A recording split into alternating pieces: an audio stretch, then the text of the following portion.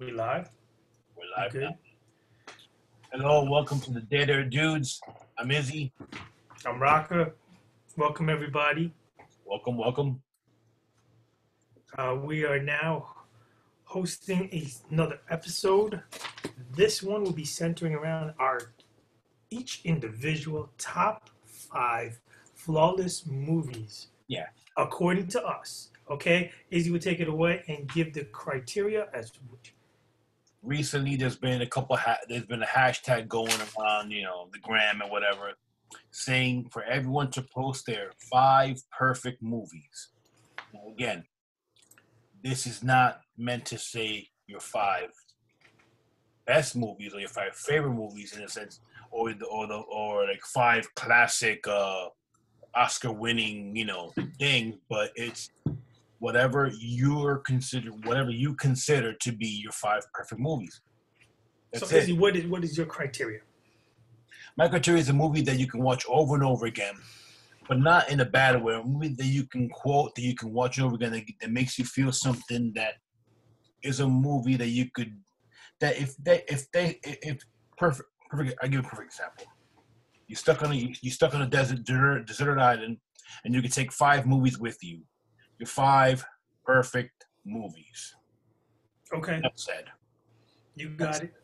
if, I'm if down with that. I'm down with that. That's all you need time to know. permit, if time permitting, we'll throw a couple honorable mentions in here and there. But now, this might seem similar to our previous episode where we gave our top five movies of different genres, but it's not the same. So that being said, you want to start off, or should I? All right. All right. I'll lead off here, guys. I'll lead off. All right. Now, Stuck in a Desert Island, a movie to watch. Hell, stuck in quarantine, and you have to watch a movie. You only have five DVDs, or for you people out there, you only downloaded five videos. My first choice, which always amuses me. Now, it is a little bit of a drama, not downer, so I would say, but more of a dramatic romantic movie as opposed to romantic comedy. But Right. there are dark comedic forces at work here. I find it to be one of the more entertaining movies and in-depth movies into the human psyche and the human relationship, and that would be The Eternal Sunshine of the Spotless Mind. I thought a completely underrated movie with some of the best performances by Jim Carrey, by Kate Winslet, by a whole host of other remarkably gifted actors, in a plot line that gets deeper and deeper in a time shift with the core of getting over an ex. And during that journey of getting over an ex, you encounter getting over yourself. I think it is a fantastic movie. I've caught this movie at different aspects, had always been hooked in, and I saw it from that point on to its entirety because for me, Clementine. I mean, who wrecked my car?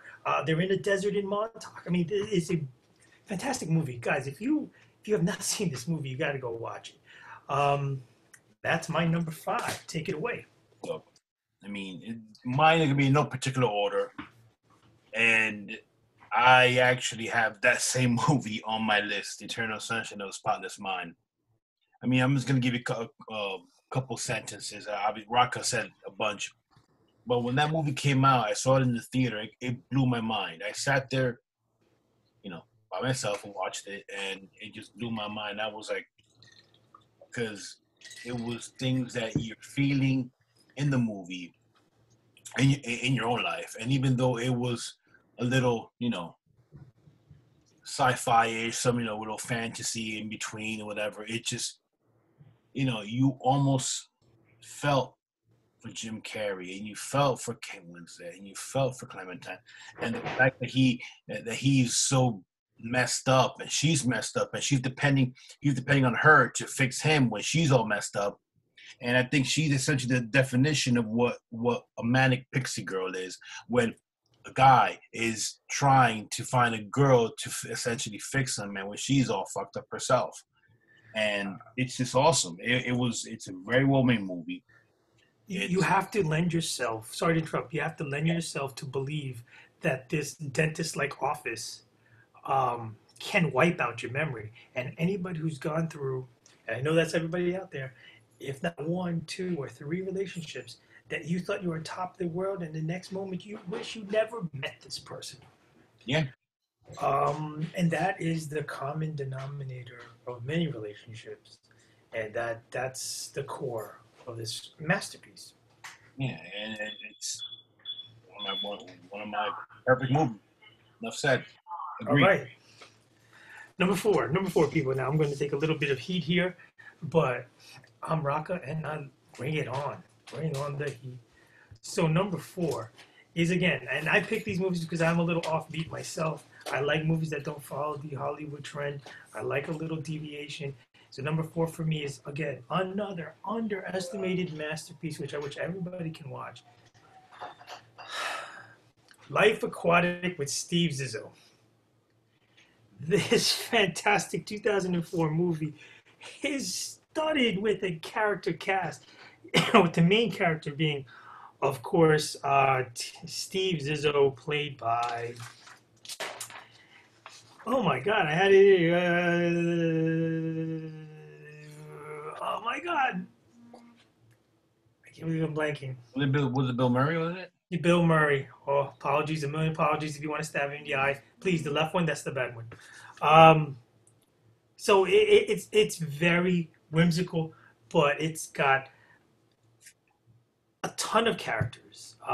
It's got a plot line of Captain Steve Zissou. He's in the water. He's going after this jaguar shark, this fictitious rare beast, his Moby Dick, if you will. And they're in the water, and his best friend and lifelong co-host of his own TV nature series, Esteban, is lost. Esteban. Esteban was presumed to be eaten by the jaguar shark, and now, due to funding and other issues in his life, he has made it his quest to go seek out this jaguar shark and possibly kill it. On the road, he finds out a son he didn't have, an ex-wife with resources, a bunch of pirates from the Philippines. I mean, it goes crazy. It's one big trip. And the thing is, I watched it without being on the trip, It's a and it's a classic. I freaking love this movie. There are some super memorable lines and scenes because it's so subtle. You don't it hits you harder, and so that's my number two. And I encourage anybody to watch it because it is a very well done movie. Has not gotten any kind of accolades it freaking deserves. Okay, Izzy, you. That's a great selection. Wes Anderson classic, and who doesn't know Bill Murray? You know, wasn't on my list, but I appreciate that movie. A great deal. It was a good one. All right, let's bring one up. This is arguably for me.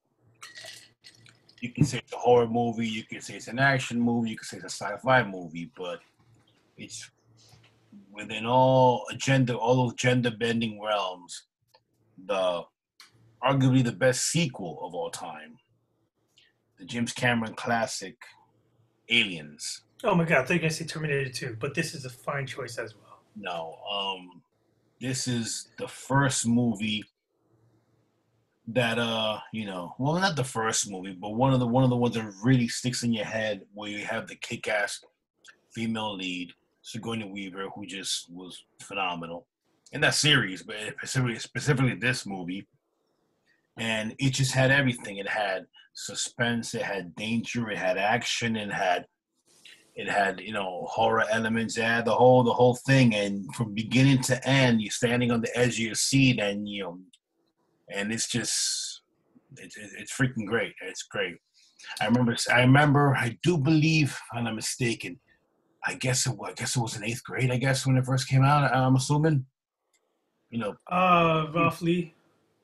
But I'm sure you agree that when it first came out, just like the first Aliens, what you appreciate is your plot line is delivered in about 20 seconds. Well, yeah. And from jump, it's an adrenaline charged Yeah. survival horror. I also appreciate the fact that James Cameron, he took what they made in Alien, which was great in its own right, and he sort of accepted everything as yet still turned it on its head and continued the saga, the story, and made it into something even more that originally it was. He just started to build layers, and that is a movie. It was in my honorable mentions where you can pretty much pick it up at any point and be hooked, and you see it to its end. You still get the gist of what's going on. There's still moments that still fright you, Yeah. and it gets you off your seat. Where you bitch and And you stand up and you cheer, and it's like it gives you all the I mean, you just wonder how you're gonna survive Vasquez this and Hicks, Hudson. perfect killing machine. They're everywhere, man. They're everywhere, man. I don't know about any other roles, and it can be argued about Sigourney Weaver's other dramatic roles, but for me, this made her the kick-ass female lead. For me, this is her seminal role, best role of all time. This is a role, and if I were her, I wouldn't mind it. No, are you kidding me? If she's known as, and she's forever, she's sci-fi horror legend. And I wish they would have made a legit sequel to it. There's been there was stories and there was the deleted scenes that Alien 3 you had a continuation where you had Corporal Hicks and you had Newt, who ended up surviving the crash from Alien 3, but that's for another day and for another story. So yeah, along with Prometheus and the whole other line there, which I'm just a sidebar, completely disappointed in my end. Wonderful, wonderful, wonderful, wonderful movie. Take it away, Rocco. All right, drum roll, please. My number 3. Actually, now I go horror. And my number 3 is a movie that I dub a classic, if not the classic. Not because it's only horror, but because it's built upon the common person's encounters with demons. Everybody's demons, not a supernatural demon, but alcoholism, trying to save a family, keeping work, relationships, marital relationships, parental relationships, and then a kid with quote unquote issues. And he leaves it very open. You can go many ways with that. Right. But I'm talking about Stanley Kubrick's masterpiece, despite shade thrown on it by the writer, one of my favorite writers. The writer disliking. Extremely disliking it as the worst. I think Stephen King was quoted as saying is the worst adaptation of his books ever. And I'm talking about The Shining People, if you don't already figure it out by now. Forget about the story. You all know the story. You forget about Forbidden Room 237. Forget about Here's Johnny. How many more quotes and lines? If there ever was a movie that was the pinnacle of horror, married with the pinnacle of drama and suspense, psychological horror, psychological thriller, memorable, quoted. You also got the best, the best acting at the moment. I think Nicholson was top notch. I think he can never have bested that performance. So you're talking about a movie that I can sit back and watch anytime. Doesn't have to be Halloween, folks. It could be the middle of summer. It could be spring break. It could be New Year's Eve. If it's on, I'm tuning in. I'm waiting for certain scenes. There are certain lines and certain performances there that the pacing is just right. Red Rum. It's always been you. So that's my number 3, folks. The Shining. Izzy, volleying it back to you. Definitely in my honorable mentions. Now I'm gonna give you one that many people have forgotten about. But another movie I saw in the theater, and when I saw it, wasn't sure what to expect. And I saw it, and I was blown away. And it just, it's the how can I put this? It shows behind the curtain of the American family. It's like you when you go to see the wizard and you look behind the curtain and you see the wizard and you're like, oh shoot. It's exactly you see behind, you see everybody they have the dirty little secrets, and this movie shows all I that. think I know what you're talking about. Talking about, forget the fact that, the lead actor is whatever he is and he's been blacklisted and whatever else, but American Beauty. He's never gonna be a Boy Scout troop leader. Yeah, American Beauty is one of my favorite, one of the perfect movies. I mean, so much so that I actually bought the actual bought the screenplay.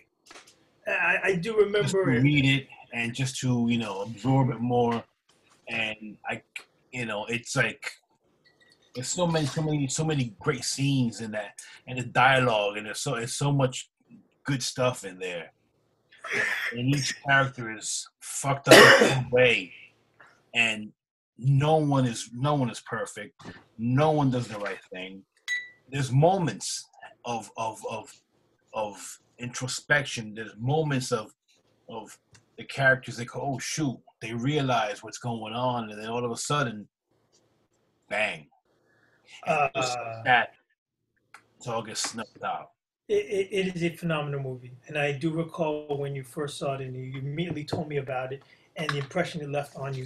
Then when I went to see it, I was ready to say, "Oh, what is he talking about? He's high, he's drunk, he's off his rocker." No, I totally appreciated what you just said. I think, and I'm not a technical film critic by any stretch out there, people, but I think after watching that particular movie, the acting was phenomenal. But what brought everything together in its own right to hail it as a masterpiece was phenomenal direction. Yeah, Sam Mendes is crazy. With I mean ridiculous. Like I think he should be mentioned in the same breath as other iconic directors. But you're also talking about the editing that he probably oversaw and said, no, we need to put this right here, that right there. The foresight he had to, let's have this angle. Let's show that. Let's lead the audience to look things from one person's eye, and all of a sudden we're going to flip the script right off and we'll, like the drive-up scene when his wife, Kevin Spacey's wife, is with the real estate agent, and they're going to the drive-through, and they see him. Oh my god! And there's that scene. How about the first scene? You have no idea where it's going, right? In the beginning, where he's arguing his, I guess, retirement package or release package or something, and then he beats the holy crap out of himself. He walks out of that room with a box of his effects and the best package you can ever think about. Took a scene right out of freaking Fight Club. He took a scene. And then the scene with I believe it's the neighbor's kid, right? Where he's bench pressing or he's having a good time, and then he offers him a joint, and you think he's going to go off on him, like, kid, what is your problem? Kid, you got your future ahead of you, kid. And he's like, this is pretty good. And then he buys his dream car, and then he starts working out, and it's just he's living the American dream. He's saying screw it all to the system. And the tragedy at the end. But that's the thing. That's the beauty of the movie. It is the American dream, and brings it all how together. It ends. It's messed up, but it's fitting because. Oh, absolutely. Absolutely. We don't get what we want. It's just, unfortunately, very few do. It's chilling, very chilling how close to life that movie is. Yeah. To the point that it's realer than reality TV. Yeah, and then, people who deserve to get what's come to them don't, and those who deserve to get the goods don't, and it's just I can't mess with that pick. I cannot mess with that pick if I'm a young aspiring director, actor, editor, anywhere in the film industry. How do you not sit down and dissect this movie from top to bottom? Okay, so let's take you down to the top two, people. And my number two is a classic that I'm not going to surprise anyone in the world. This is a movie I'm sure everyone across the globe has watched, quotes, remembers, plays. It's probably been translated all over the planet. An extremely, extremely, well, actually, no, the pinnacle of cult movies, in my opinion. 1984's Quentin Tarantino's masterpiece, never topped after uh, Pulp Fiction. I mean, 94. 94, I'm sorry. Yes, 94, 1994. I mean, can you get any better? Some, not all, but you can't any better with a cast, with a movie that's, again, if a deck of cards were a chronological order, you just throw it up in the air. Yeah, I think it was probably one of the first movies that actually did that whole jumping around type thing that I know of. Don't jump down Yes, the and throat. That I remember. It was one of the first many people. that I can remember that did that whole. Well, Okay, that's my now. lawyer. That's my lawyer to the Eternal Sunshine, Spotless Mind, because that's also a chronological. Yeah, but that was afterward. Oh, way after, but of course. So there's not much more I can say about this movie that you don't already know. Uh, the cast, the direction, memorable quotes. I mean, it really was a snippets of multiple mini movies or mini scenes put together in the most genius way that brought everything to the forefront. Violence, uh, character changes, the character development, points of no return, I think they're freaking. crime. I think I they're mean, Quentin. Not to be vulgar, he blew his proverbial load there in that movie. he did. This And movie had unfortunate been, thing is it's a bar is really set so high. It's hard to duplicate. But without exception, Pulp Fiction is my number two. I mean, great choice. It's within my honorable mentions. I mean, but see, my thing. I have movies that have more struck a chord with me personally. Oh, yeah, As this has struck a my, chord with me. as my choice now. Almost Famous, Okay. the rock and roll saga by Of Cameron Crowe. And if you ever have the opportunity to watch the movie and you have a chance to watch the director's cut, or what's called the bootleg edition, which adds another 40 minutes to the movie, it's even better. I think Kate Hudson was phenomenal. Who didn't fall in love with her after that movie? And I just think it was earnest. It was heartfelt. If you like rock and roll and you love music, it hit all the notes, man. Pun intended. I mean, the acting was great, the direction was great, the dialogue was great, and you almost see. I When I watch a movie, I tend to put myself within the main character, and sometimes it works, sometimes it doesn't. And all those movies that I can, that you can do that, you feel and you get into it, and then you experience it much better. At least for me. And I was there with the kid. I was there, and that's all I can I say. mean, It was a great movie. it was the unexpectedly topsy turvy life of a groupie, Yeah, and mind it's sorry to cut you off. Mind you, it's actually loosely based on Cameron Crowe's actual life. You know, you I know. mean, So, it was wildly entertaining.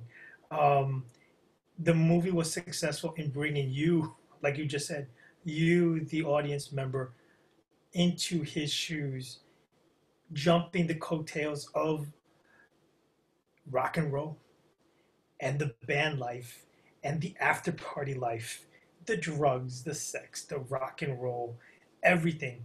And you hit a speed bump in it where you can't go any further because you're not really the bandmates. You're an outsider, but you've been let privilege by having a sneak peek in that window. And it's freaking crazy. yeah, it Um, was. I mean, Hence almost famous. phenomenal movie. I can't mess with that either. It gets a wink, wink, honorable mention on my list, I'm just gonna and I'm just gonna give you like a quick quote, I guess, or a snippet from the movie. When Lester Bang, the immortal freaking Philip Seymour Hoffman, rest in peace, yeah, talking to him, he goes, "Oh man, you made friends with them. See, friendship is the booze they feed you. They want you to get drunk on feeling like you belong." And William Milner, he said, the kid, well, it was fun. And Lester Bangs, because they make you feel cool. And hey, I met you. You're not cool. And that's essentially the crux of the movie where they brought him in, fell in love with a girl that was completely out of his league, yet was his age basically, and the ups and downs of a band. It was great. It was great. It was great. Someone say, no, rock out. Give us the. all right, we've now reached the number ones. There's got to be only one. And again, this is a personal list, and I proudly present my number one movie as the movie I watched as a child, as a teenager, as a young adult, as a older adult, and Baby present Parker. day, that there is no equivalent to this movie for me. If I feel down, I'll watch a snippet. If I feel happy, I'll watch a snippet. If I don't feel anything at all, I'll watch a scene, and immediately I am cracking up like I've never seen this movie before. And I probably saw it more than 500,000 times, as probably the most frequently watched movie or short that I've ever watched of anything. And I can take a lot of flack, and I can take it. Come bring it. It's Young Frankenstein. 1974, It's a classic. written and directed by Mel Brooks and, well, I would say Gene Wilder first and Mel Brooks. They collaborated. Initially, it wasn't going to get off the floor, but they struck a deal where Gene Wilder told Mel, listen, I need you on it, but I can't have you be in it. I don't want the audience member to laugh because you turn around, you say a joke, and you wink. I need it to be almost funny for funny's sake. Right. And then when you watch the movie, I mean, phenomenal cast. I mean, Gene Hackman's in this, and Terry Gar. I go on and on and on. But from from the crazy mind of Gene Wilder, you're talking about memorable scenes from beginning to end of a movie. Again, the genius. It was shot in 1974 in black and white to give you that retro feel. It's a Frankenstein. classic. It's a classic. Frankenstein. Whatever I do, don't open that door. Sedative. I mean, they're just you see, I just made it even crack up right there.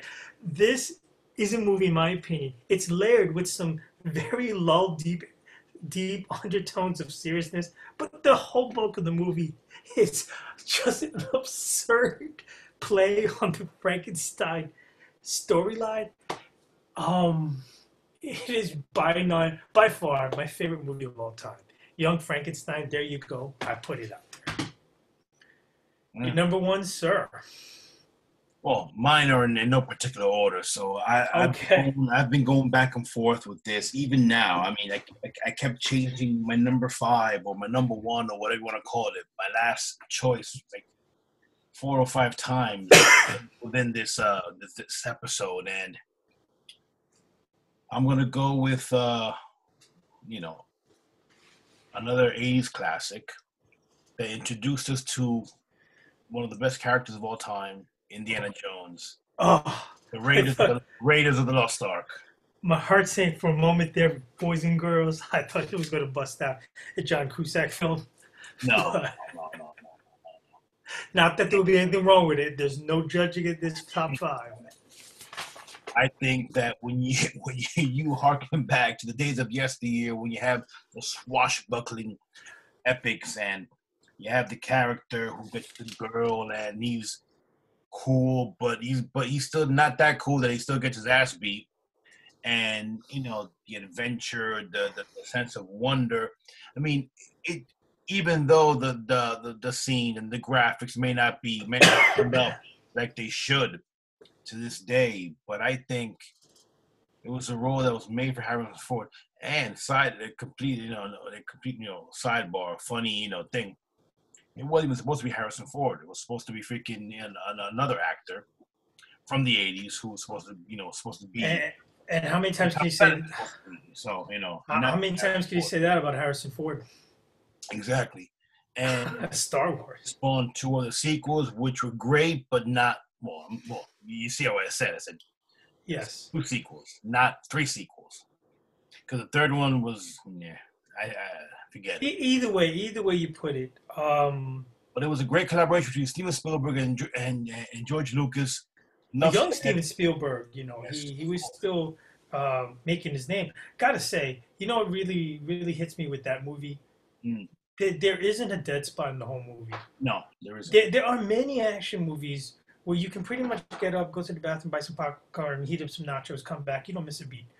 And it's like, oh, they're talking romance, or they're doing this. No, this Everything not a wasted shot. everything makes sense. Everything has a purpose. Everything, you know. When an actor turns around, when he turns around and sees uh, something coming his way, a big boulder or this, or the bad guys are after, just and this is another Spielberg lesson. Just the close up on their face, very telling, very important. A subtle thing like that makes the difference between dead air and I'm sorry, not dead air, a dead spot in the movie or masterpiece. Not to be confused with Dead or Dude. Please, no, don't do that. Well, all right, folks. I hope you enjoyed this. Again, it was not meant to. Your honorable mentions or Oh yeah. My bad. Okay. Let me rattle off a couple honorable just mentions. spit them off. You don't have to go. You don't have to go. Yeah. Okay, Titanic. Okay. Aliens, as you mentioned, Jaws, Classic. The Shawshank Redemption, Very good movie. Braveheart, and Good Terminator movie. 2. Good stuff. Now I'm gonna spit out 5 more. Obviously, we have The Empire Strikes Back. I mean, I was gonna put Star Wars in general, but that's the best of the bunch. Absolutely. That there, hands down. Godfather Part 2. Really? That's there also. What else we got? We got Goodfellas, The Goodbye Girl, which I love, and really? and The Big Lebowski. Oh yeah, now, I wrestled with The Big Lebowski. I apologize. It probably should have been on my list. That movie is another movie. To me, it's on par with Young Frankenstein. It's on par with Pulp Fiction. You can't make a top 5 of anything. You're talking about, I don't know what, 4 billion movies ever made. To make your 5, it has to be done, but it is massively difficult and challenging. The Big Lebowski is in consideration for a cult classic movie re-review. So look for that. We're probably going to put it out there. You got comments about that movie, things you want us to explore or talk about, drop us a line. But again, this was the top 5 flawless movies that, again, stuck in a desert island and you want to watch something, or passing through an airport, you wish you had a movie to watch to kill the time while you wait for your arrival when things are all better. Give us your top 5 perfect movies.